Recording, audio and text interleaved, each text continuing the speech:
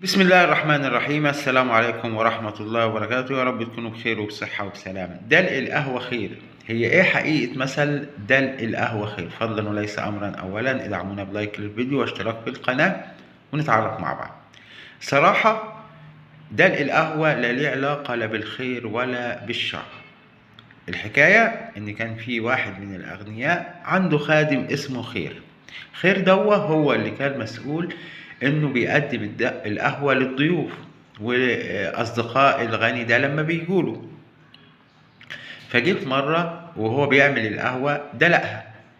فلما جه الغني دوا صاحب البيت سأل فين القهوة، فراحوا ردوا عليه قالوا له دلق القهوة خير، مش دلق القهوة، دلق القهوة خير. ولما خير اتقدم في العمر بقى كل ما يمسك صينية القهوة ويقدم القهوة يدلقها، فاشتهر دلق القهوة خير، واتحركت سنة بسيطة وبقي دلق القهوة خير. لكن هو لا ليه علاقة لا بالخير ولا بالشر. فضلا وليس أمرا ادعمونا بلايك للفيديو واشتراك في القناة، وشكرا وسلام الله عليكم ورحمته وبركاته.